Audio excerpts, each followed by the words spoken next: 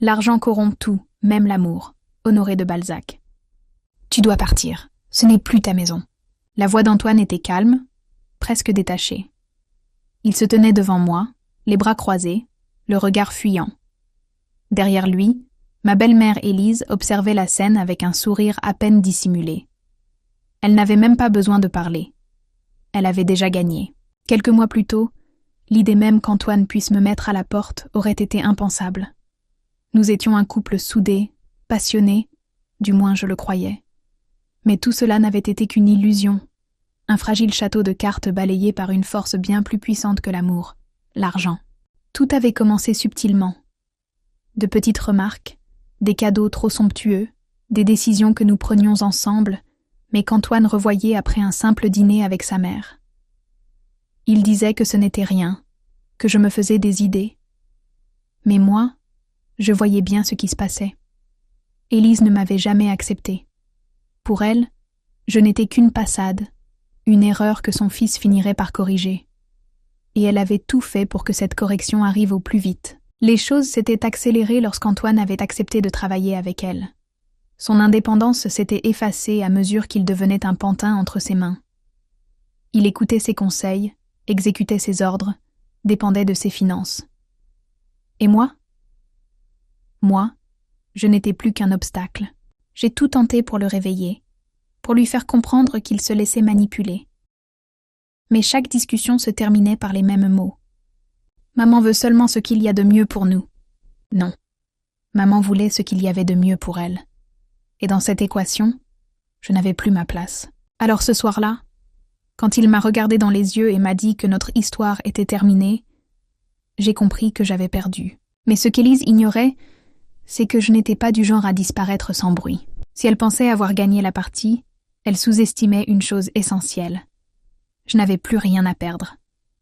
Et une femme qui n'a plus rien à perdre peut devenir la pire des adversaires. Le pouvoir n'est rien sans contrôle. Napoléon Bonaparte. Je suis sortie de la maison sous une pluie battante, le cœur en miettes et la gorge serrée. Chaque goutte qui s'écrasait sur mon visage me ramenait à la réalité. J'étais seule. Plus de mari, plus de maison, plus de certitude. Derrière moi, les lumières de la villa brillaient comme un phare moqueur, un rappel cruel que je venais d'être effacée de leur monde comme une erreur de calcul. Élise avait gagné, mais cette victoire avait un prix.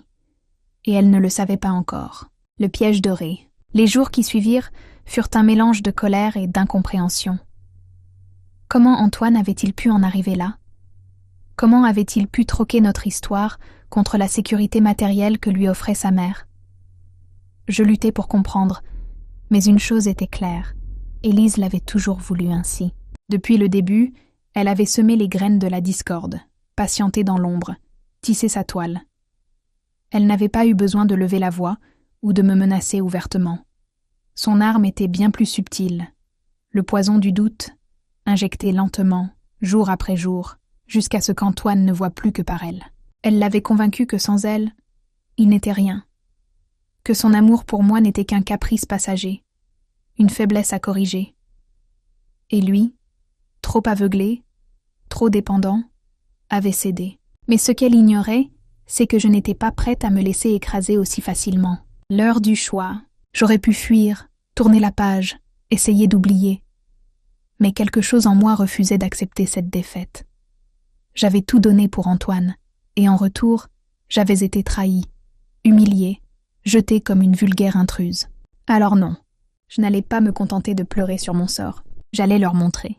Élise pensait avoir remporté la bataille ? Très bien, qu'elle savoure son triomphe. Parce que la guerre, elle, ne faisait que commencer. La vengeance est un plat qui se mange froid. Pierre Choderlos de Laclos. Je suis restée immobile devant la villa, regardant les lumières dorées briller derrière les immenses fenêtres. Ce qui était ma maison il y a encore quelques heures était devenu un palais interdit, un lieu où je n'étais plus la bienvenue. La pluie ruisselait sur mon visage, se mélangeant à mes larmes. Mais sous cette détresse, une autre émotion prenait peu à peu le dessus. La rage. Élise m'avait évincée avec une facilité déconcertante, comme si je n'avais jamais existé. Mais elle avait sous-estimé une chose. Je ne comptais pas disparaître sans laisser de traces. L'influence d'une reine, Les semaines qui suivirent furent un test de ma résistance. Antoine ne m'avait pas recontacté. Pas un appel, pas un message. J'étais devenue une étrangère pour lui du jour au lendemain.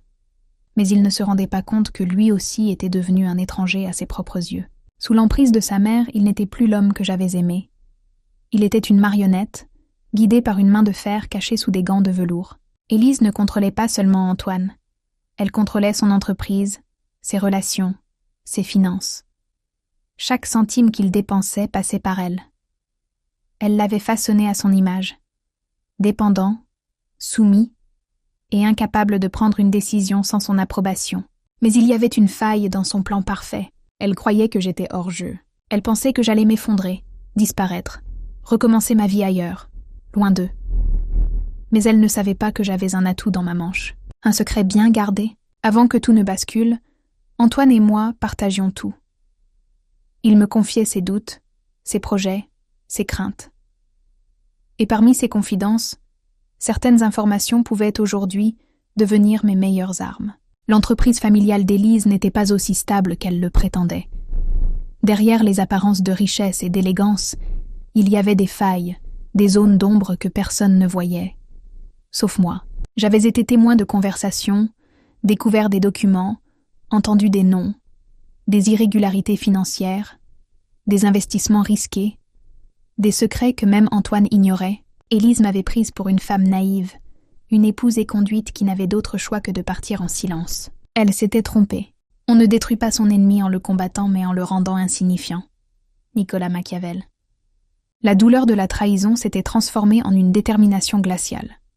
Élise croyait que j'allais disparaître, mais j'étais bien là. Invisible, certes, mais présente. Et j'attendais le moment où son empire parfait commencerait à vaciller. L'héritage toxique. J'avais passé des années aux côtés d'Antoine. Et durant tout ce temps, j'avais observé, écouté, appris. Je connaissais les rouages de l'entreprise familiale, les failles dans les comptes, les décisions discutables qu'Élise prenait dans l'ombre. Son pouvoir ne reposait pas sur une gestion impeccable, mais sur une façade bien entretenue. J'avais vu des contrats signés à la hâte, des investissements risqués camouflés derrière des sociétés écrans, des dettes colossales maquillées sous des réussites artificielles. Tout cela tenait grâce à un équilibre fragile. La confiance aveugle de ses associés et l'illusion de stabilité qu'elle entretenait avec brio. Mais que se passerait-il si cet équilibre venait à se briser? Une brèche dans l'armure. Pendant plusieurs semaines, j'ai collecté les informations nécessaires. J'avais encore des contacts dans l'entreprise, des employés fidèles qui ne portèrent pas Élise dans leur cœur. Des bribes d'informations, des documents oubliés, des conversations discrètes. Il ne me manquait plus qu'un élément déclencheur. Et il arriva plus tôt que prévu. Un matin, en parcourant les actualités financières, je tombais sur un article anodin. Une société en lien avec Élise faisait face à un audit fiscal. Une enquête discrète, mais qui, si elle allait au bout, pouvait mettre en lumière ses manœuvres douteuses. C'était l'ouverture que j'attendais, le coup de grâce. Élise m'avait exclue de sa vie, effacée comme un simple obstacle sur son chemin. Mais elle avait oublié une chose essentielle. J'avais été une partie de son monde pendant trop longtemps pour en sortir sans y laisser une empreinte. J'avais maintenant en main de quoi fragiliser son empire. Il ne s'agissait pas de vengeance. Non, c'était bien plus subtil. Il s'agissait de rétablir un équilibre, de rappeler à Élise que personne, pas même elle, n'était intouchable. J'envoyai un premier dossier anonyme aux autorités financières. La partie venait de commencer. L'orgueil précède la ruine et l'arrogance précède la chute. Proverbe français. L'effet fut immédiat. Quelques jours après l'envoi de mon dossier anonyme, une rumeur commença à circuler dans les cercles financiers. Des anomalies avaient été détectées dans les comptes d'une des sociétés liées à Élise. Officiellement, rien n'était encore confirmé. Mais dans ce monde où l'image est plus précieuse que la vérité, le simple doute suffisait à semer la panique. Les partenaires d'Élise devinrent méfiants. Les investisseurs se firent plus prudents. Antoine, lui, ne comprenait pas ce qui se passait. Il continuait de croire en la toute-puissance de sa mère, persuadé que rien ne pourrait jamais l'atteindre. Il se trompait. L'engrenage infernal. J'avais calculé mon coup avec précision. Je savais que la première attaque ne suffirait pas à la renverser, mais elle l'obligerait à se justifier. à exposer des failles qu'elle aurait préféré garder secrètes. Puis vint la seconde vague, une fuite dans la presse.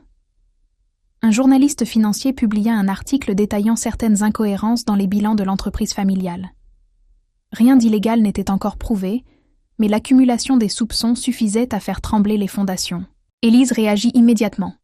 Elle convoqua une réunion d'urgence avec ses avocats, ses conseillers, et bien sûr, Antoine. Elle pensait encore pouvoir contenir la crise, mais j'avais déclenché une réaction en chaîne qu'elle ne pourrait pas stopper. Le poison du doute. Les tensions s'installèrent entre Antoine et sa mère. Pour la première fois, il remit en question ce qu'elle lui avait toujours affirmé, qu'elle maîtrisait tout, que son pouvoir était inébranlable. « Maman, dis-moi la vérité. Il n'y a vraiment rien de sérieux ?» demanda-t-il un soir, d'une voix hésitante. Je savais qu'il commençait à douter. Et c'était là mon véritable objectif. Car plus il questionnerait Élise, plus il verrait les contradictions dans ses réponses. Le contrôle absolu qu'elle exerçait sur lui commençait à s'effriter. Un empire en flammes. La tempête se déchaîna quand les autorités annoncèrent une enquête approfondie. Désormais, ce n'était plus seulement des soupçons. C'était une attaque frontale contre le système qu'Élise avait bâti pendant des décennies. Elle tenta de sauver les apparences, d'accuser la presse, de minimiser les faits. Mais le mal était fait. Et moi, dans l'ombre, j'observais la reine vaciller sur son trône. L'orgueil précède la ruine et l'arrogance précède la chute. Proverbe français. L'effet fut immédiat. Quelques jours après l'envoi de mon dossier anonyme, une rumeur commença à circuler dans les cercles financiers. Des anomalies avaient été détectées dans les comptes d'une des sociétés liées à Élise. Officiellement, rien n'était encore confirmé. Mais dans ce monde où l'image est plus précieuse que la vérité, le simple doute suffisait à semer la panique. Les partenaires d'Élise devinrent méfiants. Les investisseurs se firent plus prudents. Antoine, lui, ne comprenait pas ce qui se passait. Il continuait de croire en la toute-puissance de sa mère, persuadé que rien ne pourrait jamais l'atteindre. Il se trompait. L'engrenage infernal. J'avais calculé mon coup avec précision. Je savais que la première attaque ne suffirait pas à la renverser, mais elle l'obligerait à se justifier, à exposer des failles qu'elle aurait préféré garder secrètes. Puis vint la seconde vague. Une fuite dans la presse. Un journaliste financier publia un article détaillant certaines incohérences dans les bilans de l'entreprise familiale. Rien d'illégal n'était encore prouvé, mais l'accumulation des soupçons suffisait à faire trembler les fondations. Élise réagit immédiatement. Elle convoqua une réunion d'urgence avec ses avocats, ses conseillers, et bien sûr, Antoine. Elle pensait encore pouvoir contenir la crise, mais j'avais déclenché une réaction en chaîne qu'elle ne pourrait pas stopper. Le poison du doute. Les tensions s'installèrent entre Antoine et sa mère. Pour la première fois, il remit en question ce qu'elle lui avait toujours affirmé, qu'elle maîtrisait tout, que son pouvoir était inébranlable. « Maman, dis-moi la vérité. Il n'y a vraiment rien de sérieux ?» demanda-t-il un soir, d'une voix hésitante. Je savais qu'il commençait à douter. Et c'était là mon véritable objectif.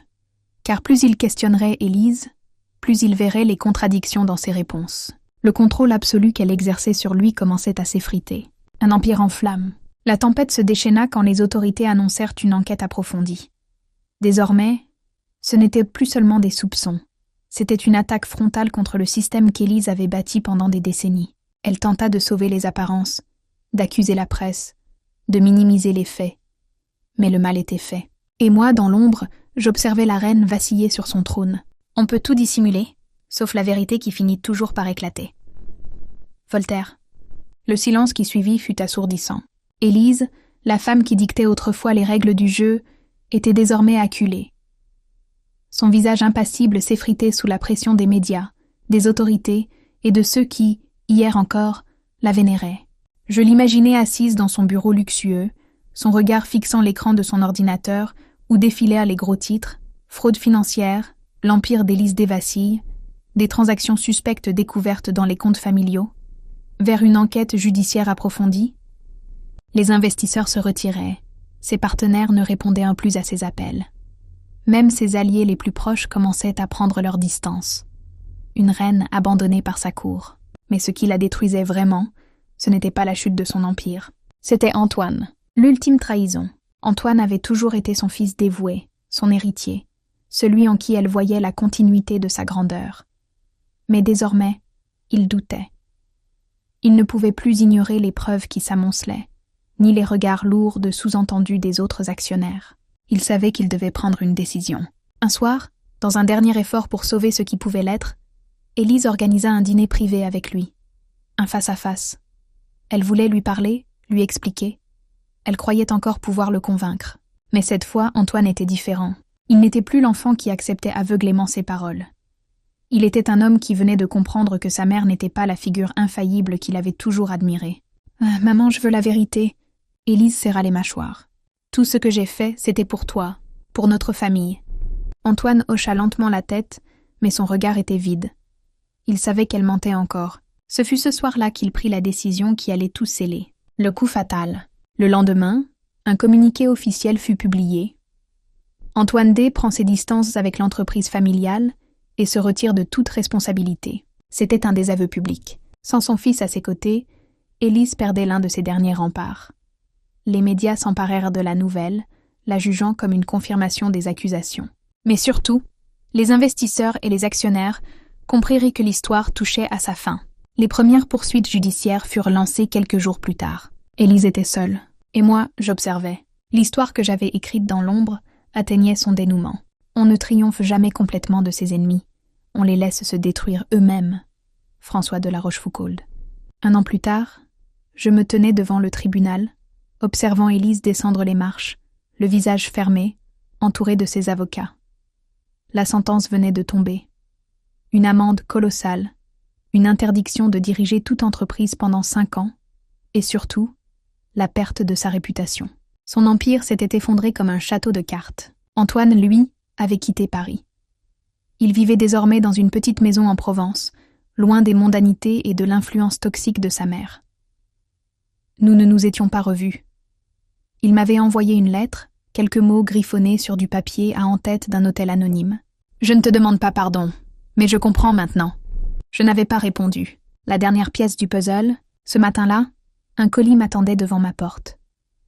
À l'intérieur, un dossier épais contenant des documents que je ne connaissais pas. Des preuves supplémentaires contre Élise. Bien plus compromettantes que celles que j'avais utilisées.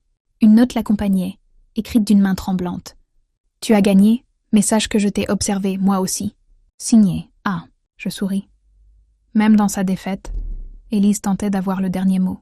Je jetai le dossier au feu sans l'ouvrir. Épilogue. Aujourd'hui, je dirige une petite galerie d'art à Marseille. Rien de prestigieux. Rien qui puisse rivaliser avec les palaces d'autrefois. Mais c'est à moi. Parfois, des clients parlent encore d'Élise, de sa chute spectaculaire. Je les écoute en silence, un sourire énigmatique aux lèvres. Elle n'a jamais su que c'était moi. Ou peut-être que si, peu importe. Car la vraie victoire n'était pas de la voir tomber. C'était de me retrouver, enfin libre. Dernière réplique. On ne gagne pas contre des gens comme elle. On apprend à vivre sans eux.